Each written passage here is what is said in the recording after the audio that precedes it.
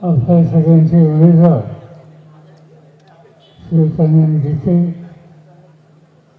ज्यांचे विचार आपण या ठिकाणी ऐकले ते शिवसेना उद्धव ठाकरे यांचे श्रद्धांजली नेते सुभाष देसाई, भारतीय शेतकरी काँग्रेस पक्षाचे नेते विजय पाटील, सुषमाताई मंडारे, व्यासपीठाचे अन्य सगळे सहकारी आणि उपस्थित बंधू भगिनी, अतिशय आनंदाने आज या ठिकाणी आलो. महाराष्ट्राच्या कानाकोपऱ्यामध्ये जी काही देशाची आजची स्थिती आहे त्याला उत्तर शोधावं, लोकांना संघटित करावं, लोकांना एकत्रित करावं आणि देशामध्ये परिवर्तन कसं होईल याची काळजी आम्ही सगळेजण एका विचाराने करतो. आणि त्या पार्श्वभूमीवर आज शिवछत्रपतींच्या पुण्यस्पर्शाने पावन झालेल्या या रायगड जिल्ह्यामध्ये येण्याची संधी मिळाली याचा मला मनापासूनचा आनंद आहे. शिवछत्रपती हे गायक राजे होते. या देशाच्या इतिहासामध्ये अनेक राजे होऊन गेले, पण 350 वर्ष झाल्यानंतर सुद्धा सामान्य माणसाच्या अंतःकरणामध्ये एका राजाचं नाव ठसले. तो कोणता राजा हा प्रश्न विचारला तर काश्मीरपासून कन्याकुमारीपर्यंत लोकांचं उत्तर एकच येईल आणि ते म्हणजे शिवछत्रपती. शिवछत्रपतींनी राज्य केलं ते एका जाती जमातीचं धर्माचं राज्य नव्हतं. त्यांचं राज्य जे होतं त्यांनी कधी असं म्हणलं नाही की हे भोसल्यांचं राज्य, पण त्यांच्या राज्य करण्याच्या पद्धतीमध्ये हिंदू होते, मुस्लिम होते, दलित होते, आदिवासी होते, अनेक घटक होते. त्यामुळे त्यांच्या राज्याला भोसल्यांचं राज्य म्हणून कुणी संबोधत नव्हतं. ते राज्य होतं ते रयतेचं राज्य होतं, समाजाच्या सगळ्या थराच्या लोकांचं.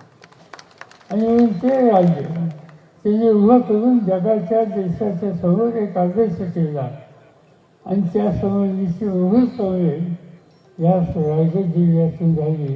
आणि म्हणून रायगडचं एक उल्लेख अतिशय अभिमानाने करणारा माझ्यासारख्याला मला आनंद होतो. निवडणुकांनी अनेक निवडणुका आपण पाहिल्या, पण या याची निवडणूक एक आगळी वेगळी, एक आव्हानाची निवडणूक आहे. आज देशाच्या समोर अनेक प्रश्न, ज्यांच्या हातामध्ये सत्ता आहे त्यांनी अनेक गोष्टी लोकांच्या समोर सांगितल्या, पण प्रत्यक्षपणानं लोकांची फसगत करण्याचा उद्देश प्रयत्न केला. या देशामध्ये आधीच्या वक्त्यांनी सांगितलं कोणते प्रश्न आहेत, अनेक प्रश्न आहेत. रावण हा जो होता त्याला 10 तोंड होती असं म्हणतात. आज या देशामध्ये मोदींच्या राज्यात प्रश्न कोणता असं आहे हा प्रश्न विचारला तर त्या रावणाच्या 10 तोंडासारखं आहे. एक तोंड त्या ठिकाणचं नाही. अनेक प्रश्न या ठिकाणी. महागाईचा प्रश्न मोदींनी सांगितलं. सत्ता हातात घेतल्याच्या नंतर मला 6 महिन्याचा कालावधी द्या, या देशाची महागाई मी उद्योग पूर्ण करणारं झालेलं असं. आज काय स्थिती, आज पेट्रोल डिझेल जशी किमती त्यावेळीच्या काय होत्या आणि आजच्या काय होत्या, किती वाढले, त्या संबंधीचं मोदींनी काय काम केलं. आज गॅसची किंमत, तुमच्या घरामध्ये येणाऱ्या गॅसच्या सिलेंडरची किंमत 1 होती. मोदींच्या 10 वर्षाच्या काळामध्ये कमी होण्याच्या ऐवजी 1.5-200 वाढली. ज्याचा उल्लेख या ठिकाणी आधीच्या वक्त्यांनी केला की या देशाच्या तरुण पिढीला कष्ट करायचा अधिकार आहे. आणि तो अधिकार त्यांना गाजवायची संधी द्यायची असेल तर विरोधात पुरवला पाहिजे. आणि आज आता देशांनी सांगितल्याप्रमाणे जगामध्ये एक मोठी संघटना आहे सगळ्या देशाची, त्याला म्हणतात ILO, इंटरनॅशनल लेबर ऑर्गनायझेशन. आणि त्या ऑर्गनायझेशनने या देशाच्या लेखाजीचा अभ्यास केला आणि हा निष्कर्ष काढला की या देशामध्ये एकंदर असलेल्या तरुणांच्या पैकी 86% तरुण आज नोकरीच्यासाठी वनवन हिंडतात. ही लेखाजीची अवस्था. आणि मोदींची गॅरंटी काय? मोदींची गॅरंटी ही आज त्यांनी केलं काय? राज्य चालवणाऱ्या राज्यकर्त्याची जबाबदारी एक विश्वास लोकांना द्यायचा. तो कोणत्याही धर्माचा असो, तो कोणत्या भाषेचा असो, तो कोणत्या जातीचा असो, तो भारतीय आहे ही भावना त्याच्या मनात निर्माण करायची आणि देश एकसंध ठेवायचा. आज काय दिसतं? कालचं त्यांचं भाषण लाज होताली अशा प्रकारचं भाषण. या देशाचा प्रधानमंत्री यांनी सगळ्यांचं नेतृत्व करायचं, सगळ्यांच्या हिताची जपणूक करायची. त्यांनी एका धर्माच्या लोकांच्या संबंधी गलिच्छ अशा प्रकारचा उल्लेख करायचा, त्यांच्या मुलाबाळांचा उल्लेख करायचा आणि काय असे नसेल जी मिळालेली संपत्ती त्या तुम्ही एका समाजाच्या मुलांच्यासाठी खर्च करणार का अशा प्रकारचा प्रश्न उपस्थित करायचा. याचा इतर दुर्दैवी चित्र या देशामध्ये कधी कुणी केलेलं नव्हतं. आणि या पद्धतीने त्यांचं जाणं आज देशाच्या हिताचं नाही. त्याच्यामध्ये बदल करण्याचा उद्देश निकाल घेतल्याशिवाय आपल्या सगळ्यांच्या समोर पर्याय नाही. लोक नेहमी सांगतात, मोदी साहेब सांगत असतात, तर अप्रत्यक्षपणानं सांगत असतात. काही समाजाच्या काही धर्माच्या लोकांच्या संबंधी एक प्रकारचा विद्वेष वाढेल या प्रकारची खबरदारी घेत असतात. हिंदू, मुस्लिम, ईसाई, बौद्ध, पारसी या सगळ्यांनी असलेला देश हा भारत ओळखला जातो. अनेक जाती जमातीचे लोक या ठिकाणी. आपण एकसंध राहिलो तर हा देश खऱ्या अर्थानं पुढे जाणार. आणि ते करायचं असेल तर देशाची लोकशाही टिकवली पाहिजे. आपण बघा आपल्या देशाच्या आजूबाजूला अनेक देश आहेत. ज्या काळात तिची लोकशाही संकटात आली त्यावेळी त्या देशात हुकूमशाही आली. पाकिस्तानमध्ये लोकशाही होती, पण लष्कराने राज्य हातामध्ये घेतलं, देश हातात घेतला. त्याच्यानंतरच्या काळामध्ये त्या देशात हुकूमशाही आली. ते भारतात कधी घडलं नाही. आणि त्याचं महत्त्वाचं कारण बाबासाहेब आंबेडकरांनी दिलेली घटना. आपण नेपाळमध्ये बघा, तिचं राज्य होतं, पण लष्कराने ताबा घेतला, तिथे हुकूमशाही आली. बांगलादेशमध्ये मुझफ्फर रहमानचं राज्य होतं, लोकशाही होती, लष्कराने ते ताबा देशाचा घेतला, त्यावेळी तिथे हुकूमशाही आली. तेच आपण श्रीलंकेमध्ये बघितलं, लोकशाही असताना लष्कराने पुढाकार घेतला, राज्य घालवलं, तिथे हुकूमशाही आली. आज या देशामध्ये सुदैवानं लष्कर या रस्त्याला कधी जाणार नाही. या देशाच्या लष्कराचा, संरक्षण खात्याचा मी मंत्री होतो. या देशाच्या आर्मीने, नेव्हीने, एअरफोर्सने माझ्यावर काम केलेलं आहे. आणि त्यामुळे मला या सगळ्यांची मानसिकता माहिती आहे. सुदैवानं या देशाच्या लष्कराच्या मनामध्ये लोकशाहीची शोकत सोडून कुठे जावं असा कधी विचार येत नाही. आणि त्यामुळेच हा देश एकसंध राहिलेला आहे. आणि असं असताना आज जे मोदी करतायत ते जे कळलेलं असतं त्यांच्याकडून, इकडचा एक आपला मित्र देश आहे, त्याचं नाव रशिया. आणि अलीकडच्या काळामध्ये त्या रशियाच्या नेतृत्वाने ज्याचं नाव पुतीन आहे, त्या सर्व देश उंचीवर ठेवला.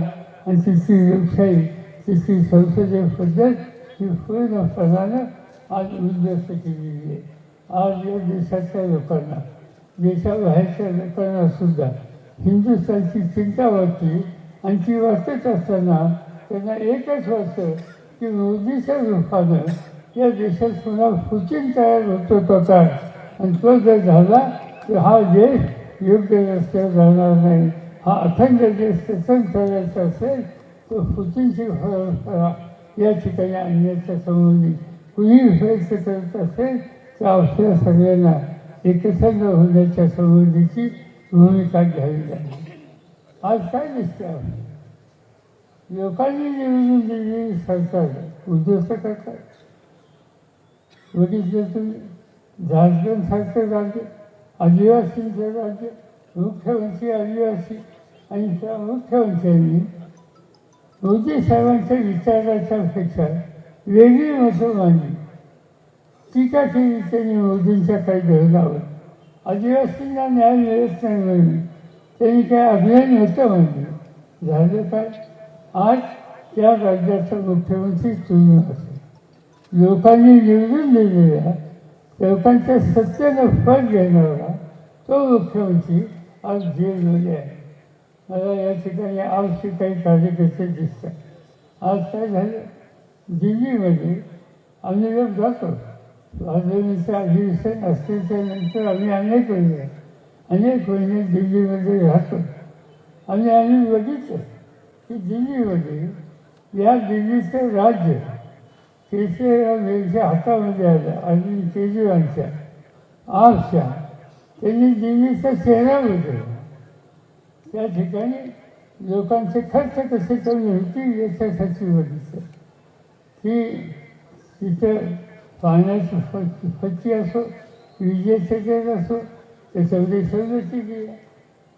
तिथे शिक्षण पद्धतीमध्ये इतके बदल केले की शिक्षणाचा दर्जा हा सगळ्या देशात वाढवण्याच्या बाबतीत अजून केजरीवालनी काम केलं. या दिवसासाठी लोक दिल्लीचे आले. जसं त्यांनी शिक्षणाच्या बाबतीत काम केलं तसं आरोग्याच्या संबंधीचं तिथे दवाखाना तिची हॉस्पिटल ही वगैरेसाठी चार्जेस जागा नाही आहेत. कमीत कमी किमतीमध्ये लोकांना उपचार देण्याचं काम आज त्या ठिकाणी केलं जातं आणि तो मुख्यमंत्री उत्तम राज्य करतो म्हणून लोक खुश आहेत. 3,000 लोकांनी दिल्लीची सत्ता हातात दिली. एवढं सगळे पंजाब सरकार राज्याची सत्ता ही त्याच्या हातामध्ये दिली. याचा अर्थ उत्तम काम करण्याची नोंद दिल्लीच्या पंजाबच्या जनतेने केलं. त्या अरविंद केजरीवालनी मोदी साहेबांच्या धोरणाच्या संबंधी काही मतं व्यक्त केली, टीका टिप्पणी केली. आज अरविंद केजरीवाल तुरुंगामध्ये देशाच्या राजधानीच्या राज्याचा मुख्यमंत्री जिथे जगाचे नेते येतात त्यांचं स्वागत करण्याचा अधिकार जबाबदारी देशाच्या वतीने देशा खांद्यावर आहे. किंवा तुरुंगामध्ये त्यांनी काय खावं त्यांनी काय खाऊ नये या प्रकारच्या सूचना या केल्या जातात आणि एकंदर त्या तुरुंगातून राहण्यानं त्याच्या एकंदर शारीरिक परिस्थितीवर चिंताजनक स्थिती निर्माण होईल याची काळजी त्यांनी केली.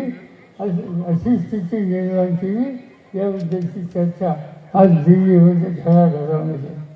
आणि यातून एकच गोष्ट स्पष्ट होती की हे राज्यकर्ते या देशात लोकशाहीवर विश्वास न ठेवणारे.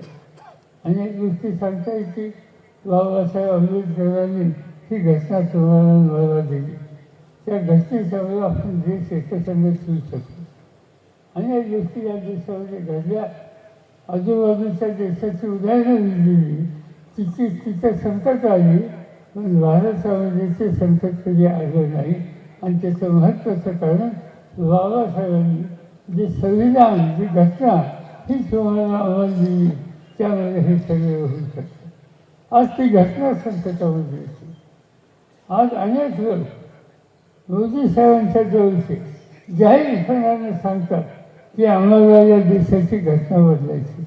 हेगडे नावाचे एक मंत्री बंगलोरचे मोदी साहेबांच्या संस्थेचे त्यांनी जाहीरपणाने सांगितलं की आम्हाला 450 जागा निवडून द्या कारण या देशाच्या घटनेत उधळण्याची ताकद मोदींची व्हावी म्हणून त्यासाठी आम्हाला दिसून द्या. उत्तर प्रदेशमध्ये लालू सिंह नावाचे एक भाजपचे खासदार, त्यांनी हेच सांगितले की सध्याची घटना ही कुचकामी आहे, त्याच्यात बदल करायचा आहे, त्याची आवश्यकता आहे आणि ते करायचं असेल तर मोदी साहेबांचे हात वैसर करा, त्यांना 400 द्यायला झाला जाईल. ज्योतिर्विद्या नावाची एक भगिनी राजस्थानची खासदार होती, त्यांनी जाहीरपणाने सांगितलं मोदींच्याकडे सत्ता द्या, त्यांची शक्ती वाढवा, त्यामुळं आपण देशामध्ये घटना बदलू शकतो. याची प्रत्येक व्यक्ती ही भाजपची आहे. प्रत्येक व्यक्ती जो भावना मानते ती मोदींना आणखीन ताकद देण्याच्या संबंधीची म्हणते. आणि उद्या मोदींना शक्ती मिळाली आणि घटना जर बदलली गेली, बाबासाहेबांचा तुमचा माझा सगळ्यांचा अधिकार हा जर उद्ध्वस्त झाला तर देश संकटात आल्याशिवाय राहणार नाही. आणि म्हणून या सगळ्या प्रश्नाच्यासाठी आपण जागरूक राहिलं पाहिजे. काही झालं ते हिंदू असेल, ईसाई असेल, ईसाई हिंदू, शीख आणि मुस्लिम, शीख आणि हिंदू या प्रकारचं एक अंतर हे वाढवण्याच्या उद्देशाचा प्रयत्न करतात. मी अनेक वेळा बघितलं. मला आता विधानसभेत आणि लोकसभेत आणि राज्यसभेत जाऊन 56 वर्ष झाली. 56 वर्षाच्या पूर्वी पहिल्यांदा मी निवडून आलो आणि त्या दिवसापासून आजपर्यंत कधीही लोकांनी मला बाजूला ठेवलं नाही. सातत्यानं मला काम करायची संधी दिली आणि त्याचा परिणाम म्हणून अनेक प्रधानमंत्र्यांच्यावर काम करण्याची, त्यांचं काम पद्धती बघण्याची आम्हा लोकांना संधी मिळाली. मी जवळून बघितलं, इंदिरा गांधीने लांबून बघितलं, राजीव गांधी आम्ही एका फार्लमेंटमध्ये होतो. नंतरच्या काळामध्ये नरसिंहराव आले, त्यांच्याबरोबर आम्ही लोकांनी काम केलं. मधल्या काळामध्ये देवेगौडा असतील, गुजराल असतील, त्या सगळ्यांच्यावर आम्ही लोकांनी काम केलं. अलीकडच्या काळामध्ये डॉक्टर मनमोहन सिंगसारख्या एका सज्जन माणसाच्या मंत्रिमंडळामध्ये काम करण्याची संधी मला मिळाली. ह्या सगळ्यांचा कारभार बघितला आणि मोदींचा कारभार बघितला तर जमीन आसमानाचा फरक आहे. मोदी कधी पार्लमेंटची पद्धतीवर विश्वास करणारी व्यक्ती आहे असं वाटतच नाही. ते कधी पार्लमेंटचं गंभीरपणाने घेत नाही. आमच्या राज्यसभेचं मागचं अधिवेशन 25 दिवसाचं झालं. त्या 25 दिवसामध्ये सभागृहामध्ये मोदी एकदा आले आणि एकदा येऊन एक 15 मिनिटं बसले आणि गेले. त्यांना या संसदीय पद्धतीच्या संबंधीची आस्था आणि विश्वास हे कितपत आहे हे याच्यामध्ये या ठिकाणी दिसतं. आणि मग ज्या माणसाला, ज्या व्यक्तीला संसदीय पद्धतीवर विश्वास नाही, समाजाच्या सगळ्या लोकांना एकत्रित ठेवण्याच्या संबंधीची दृष्टी नाही, तर त्याच्या हातामध्ये हिंदुस्थानची सूत्र, भारताची सूत्र ही ठेवणं हे आपल्या हिताचं नाही. मी विरोधी पक्षाचा नेता होतो. विरोधी पक्षाचा नेता म्हणून त्या काळामध्ये अटल बिहारी वाजपेयी प्रधानमंत्री होते. हिचे त्या मंत्रिमंडळात सुद्धा होते. त्या सगळ्या काळामध्ये आम्ही बघितलं विरोधी पक्षाचा नेता, प्रधानमंत्री, संरक्षण मंत्री, अर्थमंत्री, गृहमंत्री या लोकांना एकत्र बसून काही निकाल घ्यायची पद्धत असते लोकशाहीमध्ये. त्या काळामध्ये मला आठवतं की अनेक वेळेला काही राष्ट्रीय प्रश्नाच्यासाठी अटल बिहारी वाजपेयी हे बैठक बोलत असत, सिनियर मंत्र्यांना बोलत असत, विरोधी पक्ष नेता म्हणून मलाही बोलत असत. त्या ठिकाणी वैचारिक विस्तार आमच्या उद्या अंतर होतं, पण देश हिताचा प्रश्न, देशाचा ऐक्याचा प्रश्न हा जर पुढे आला तर वाजपेयीसुद्धा हे विरोधक आहेत, त्यांचं मत स्वीकारणार नाही अशी भूमिका कधी घेत नव्हती. तो आदेश हल्लीच्या प्रधानमंत्र्यांनी जर ठेवला असता तर आजचे दिवस आले नसते. आणि त्यामुळं आजचे प्रधानमंत्री हे देशाच्या ऐक्याच्या दृष्टीनं मूलभूत प्रश्नाला गती देण्याच्या दृष्टीनं कितपत उपयुक्तसाठी याची चिंता लोकांना पडलेली आहे. आणि म्हणून नुसती चिंता करून चालणार नाही, निकाल घ्यावे लागतील. आणि तो निकाल घ्यायचा असेल तर उद्याच्या निवडणुकीच्या दिवशी तुम्ही मतदान केंद्रावर जाल, पहिल्यांदा मतदानाची टक्केवारी वाढवा. तुम्हाला आश्चर्य होतील, आत्ता निवडणुका झाल्या पहिला टप्पा, आणि पहिल्या टप्प्यामध्ये महाराष्ट्रामध्ये नागपूरसारखी आपली दुसरी राजधानी, त्या ठिकाणी 50% पेक्षा कमी मतदान झालं. आणि दुसऱ्या बाजूला गडचिरोलीसारख्या आदिवासींचा जिल्हा, तिथं 70% मतदान झालं. म्हणजे आदिवासी गरीब लोकांची संख्या जिथे जास्त आहे तिथे 70% मतदान होतं. आणि जी राज्याची दुसरी राजधानी आहे, विविध लोकांचं शहर आहे, तिच्यावर 50च्या खाली आज मतदान होतं. हे चित्र काही चांगलं नाही. आणि म्हणून त्याचं काहीतरी आपण घराला घेऊया आणि मतदानाच्या दिवशी आपलं मतदान 80% 90% कसं होईल याची काळजी घेऊ. आणि नुसती काळजी घेणार नाही, त्याची काळजी घेत असताना वचन असं घालू की मशालीच्या वरचे वस्त्राचा सुद्धा तुमचा फेरेल. आणि आज या देशामध्ये राज्यामध्ये परिवर्तन करायचं, अनंत गीतेला विजयी करायचं, ही आपली इच्छा त्या ठिकाणी केली. अनंत गीते आणि आम्ही लोकांनी फाळलेमध्ये अनेक वर्ष काम केलं. मला वाटतं ते 96 सालापासून देशाच्या फाळलेमध्ये होतो. आणि त्या सगळ्या काळात मी सुद्धा लोकसभा आणि राज्यसभेत होतो. आम्ही बघितलं तर जे महाराष्ट्राचे प्रश्न वंचित म्हणून त्यांच्याकडे आम्ही सोपवले, तर आम्ही कोणत्या पक्षाचे हे त्यांच्याकडे बघितलं नाही.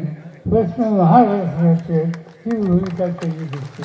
त्या प्रश्नाच्या सोडवणुकीसाठी आम्हा लोकांना त्यांनी साथ दिली.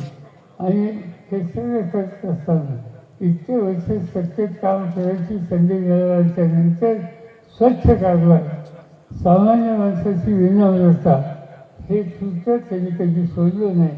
आणि म्हणून असा विचारी, धोरणी, कर्तृत्वान आणि सेवाभावी वृत्तीचा उमेदवार आज उद्धव ठाकरेंनी आणि आमच्या सगळ्या आघाडीने आज तुमच्या सगळ्यांच्या समोर दिला. त्यांच्या वसाहतीच्या समोर तो वचन द्यावा, मोठ्या मतांनी त्यांना विजयी करा. आणि मी तुम्हाला खात्री देतो की आज ही जी मोदीशाही आहे, आज जी एक मजबूर लोकांच्या हिताची दर्शन करण्याची नीती मोदींनी या देशात चालवली आहे, आज या देशाच्या हिंदू सोडून बाकीच्या अन्य धर्माच्या लोकांच्यामध्ये एक प्रकारची चिंतेची परिस्थिती ज्या मोदींनी तयार केली, त्या सगळ्याला उत्तर हे याच पद्धतीने. आणि ते उत्तर अनेक दिशेने संसदेमध्ये पाठवा. मी महाराष्ट्राच्या अनेक ठिकाणी गेले. महाराष्ट्राचा मूळ बदललेला आहे. मी जे पाहतो, मी सातारला गेलो, हजारोच्या संख्येने लोक होते. अहमदनगरला गेलो, अक्षरशः हजारोच्या संख्येने लोक होते. औरंगाबादला गेलो, जालन्याला गेलो, परभणीला गेलो, अमरावतीला गेलो, काल वर्ध्याला गेलो. या सगळ्या भागामध्ये कुठेही गेलं तर एक चित्र दिसतंय, लोकांना बदल हवा आहे. आणि तो बदल हवा आहे, लोकांना मोदी नको. आणि ते मोदी नको असेल तो पर्याय ही जी आघाडी आम्ही सगळ्यांनी बसून केली, ती इंडिया आघाडी केली. काही लोक असं म्हणतात की आघाडी तुम्ही केली, त्यांच्याकडे मोदी आहे, तुमच्याकडे कुणाचं नाव आहे? आम्ही त्याचा विचारच करत नाही. मला आठवत आहे की 1977 साली मी महाराष्ट्राच्या मंत्रिमंडळामध्ये होतो. आणि त्या काळामध्ये एक वेगळी स्थिती देशात निर्माण झाली. लोक अस्वस्थ होते. जयप्रकाश नारायणांनी आवाहन केलं, कुठला एक पक्ष नव्हता. जयप्रकाशच्या आव्हानाला लोकांनी प्रतिसाद दिला आणि सगळं देशाचं राज्यकर्ते बदलले. त्यावेळेला एक पक्ष नव्हता. कुठल्या एका विशिष्ट पक्षाचं सरकार बनण्याची स्थिती आहे का नाही याची चिंता होती. पण या देशाच्या जनतेने लोकांना निवडून दिलं.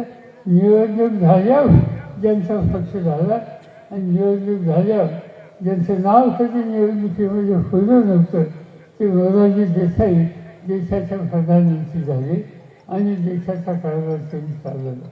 सांगायचं तात्पर्य एवढं की आज कोणी सांगत असेल तुमच्याकडे कोण आहे आणि आमच्याकडे मोदी आहे, ठीक आहे तुमच्याकडे मोदी आहे, आमच्याकडे या देशाची कोट्यावधी जनता आहे, त्या जनतेच्या साथीच्या बरोबर या देशात परिवर्तन करण्याची आज जी आवश्यकता आहे ती आम्ही पूर्ण चालवून नेल्याशिवाय स्वस्त बसणार नाही. एवढीच भूमिका आम्हाला सगळ्यांची आहे. त्याला तुम्ही साथ द्या. मी खात्री देतो की तुमचा हा निर्णय उपयुक्त झाल्याशिवाय राहणार नाही. विरोधी पक्षाच्या वतीनं कोण उभं आहे त्याच्यामध्ये काही सांगण्याची आवश्यकता नाही. ज्यांना सर्व दृष्टीनं जे काही त्यांच्यासाठी करता येईल ते करण्याचा प्रयत्न अखंडपणाने केला. 2-3 फेऱ्याने लुटत होतो. त्यांचे वडील जिल्हा परिषदेचे शेती खात्याचे सभापती होते इथे. आणि मला आठवतं की त्यावेळेला इथं भाताच्या पिकावर खुरपीला नावाचा रोग आहे. त्या खुरपीयातून जाताना वाचवायचं इथली शेती वाचवायची म्हणून मी स्वतः त्यांच्यावर गावोगाव हिंडलेलो होतो. इथं ज्या ज्या वेळी संकट आली त्यावेळेला मी स्वतः या जिल्ह्यामध्ये येऊन लोकांशी सुखदुःखाशी सामील झालो होतो. महाराष्ट्र संकट आलं त्यावेळी मी या जिल्ह्यात आलो. आणखीन एक म्हणजे गावाचं नाव विसरलो. तिथं महापूर आलेला होता. खोपोलीपासून जांभूळ फळा, ते जांभूळ फळ एकंदर जांभूळ फळा, ते जांभूळ फळाला सुद्धा त्यावेळेला मी आलो आणि अक्षरशः शिखरामध्ये चालून स्थिती बघितली आणि नंतर तिथल्या लोकांना स्वतंत्र घरं बांधून जे काही त्यांचं पुनर्वसन करता येईल ते करण्याच्या उद्देश काम त्या ठिकाणी केले. आणि त्या सगळ्या कामाला या जिल्ह्याच्या सरकारने नेत्यांनी अंतकरण सहकार्य दिलं. अनेक लोकांना मी जवळून पाहिलं. वादिकर शेठ नावाचे जिल्हा परिषदेचे अध्यक्ष होते. त्यानंतरचे जिल्हा परिषदेचे अध्यक्ष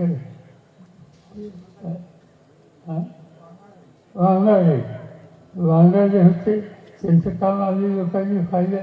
अगदी मीनाक्षी ताईपर्यंत जे सगळे नेतृत्व करण्याच्या संबंधीची भूमिका ज्यांनी या जिल्ह्यामध्ये केली त्या सगळ्यांचं काम करण्याची पद्धत आम्ही लोकांनी बघितली. त्याच्यात प्रभाकर पाटील असतील, दिल्ली पाटील असतील, दत्ता पाटील असतील आणि हल्लीचे व्यासपीठाचे सगळे नेते असतील आणि त्याहीपेक्षा या जिल्ह्याच्या माध्यमातून सवन शेती शिक्षण या सगळ्या क्षेत्रामध्ये ज्यांनी आदर्श काम केलं त्यांचा उल्लेख या ठिकाणी करणं मला योग्य असतं. नारायण नागू पाटील यांचे आजोबा ना, त्यांचे आजोबा आणि त्यांनी आणि त्यांच्या अनेक सहकार्यांनी होते तुमचे असतील त्यांनी या जिल्ह्यामध्ये अत्यंत मोलाची कामगिरी केली. ती स्थिती आपल्याला आता निर्माण करायची आणि ती स्थिती निर्माण करायची असेल तर चुकीच्या प्रवृत्ती मग ते दिल्लीपासून ते आपल्या गावापर्यंत ज्या कोणी असतील त्याचा बदल करणं हेच निर्णय तुम्हाला मला सगळ्यांना घ्यायचा आहे. त्याच्यासाठी मशाल तुम्ही लक्षामध्ये ठेवा आणि या जिल्ह्याचा नाव भावना हीच विनंती करतो आणि माझे 2 शब्द सोडतो.